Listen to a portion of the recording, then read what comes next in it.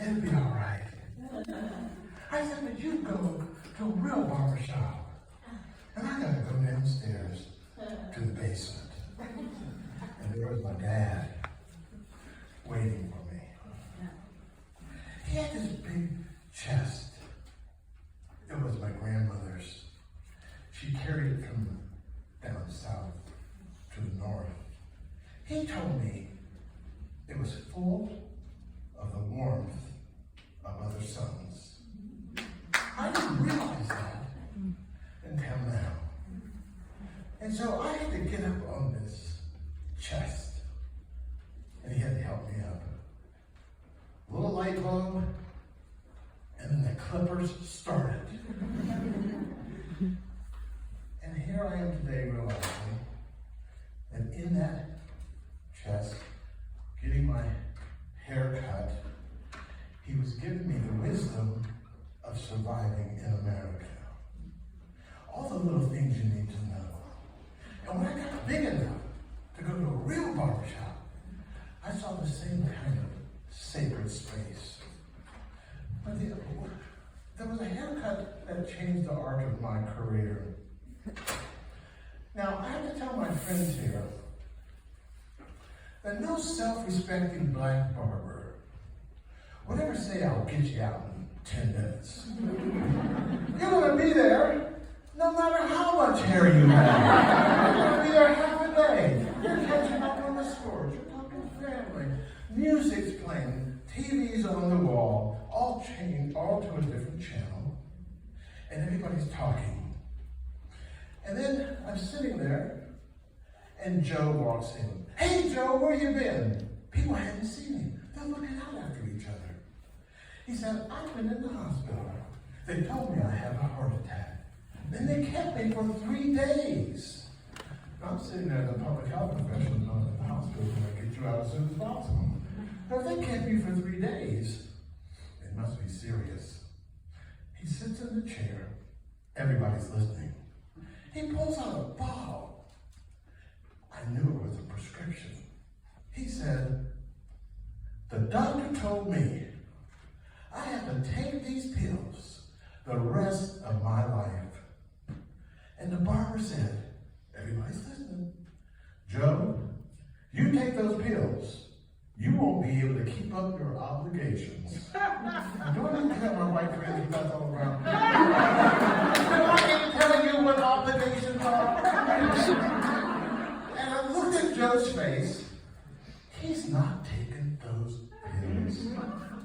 His doctor, prescription, diagnosis, he filled the prescription. His doctor has no idea. There's somebody in the community with that level of trust.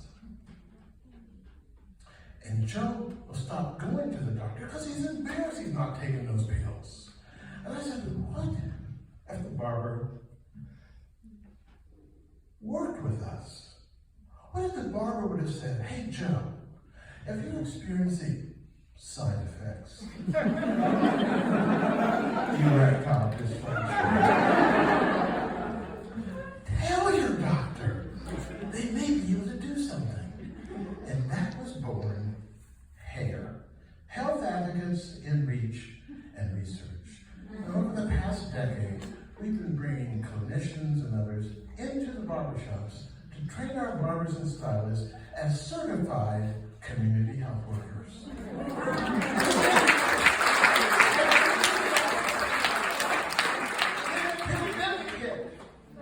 I was having a hard time getting my clinical partners even answer my phone. But the pandemic hit, and hyperlocal mattered. And so in the state of Maryland, in Prince George's County, we did the very first FDA-approved COVID saliva test anywhere in the country in a barbershop.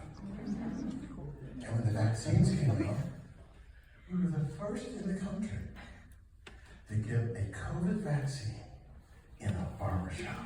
Wow! I went there and called them our son to cover some of our work, but they think we're in a different state down there. But at any rate, my local paper is the Washington Post. So guess what? Post, New York Times, we're all over the paper and the phone rings. It's the White House. You've been watching what you're doing out there. Do you think you can scale this? And the rest is history. Over 1,000 shops across the country. There's a live stream webinar going on right now. I came down to share with you my Stoop story about what it means to transform barbershops and beauty salons into trusted information centers. Recognizing that when you give people the information they need, they will naturally gravitate towards saving their own lives. You know what? We had people who came hesitant, and they left hesitant, but fascinated.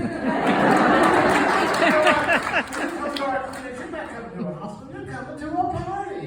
We got DJs, we got music, we've got comic books, listen, message from the barbershop. Pandemic's not over. It's not over with us. Nobody wants to go back to normal, because going back to normal for far too many people of color means living sicker and dying younger. Let's work together. And that's what I'm talking about. Let's work together. And I'll go back to the wisdom I've seen in the chair, to the wisdom I saw on that chest. It still works. It's a sacred space. So whatever you do, you get motivated, don't break it. We need you. Thank you very much.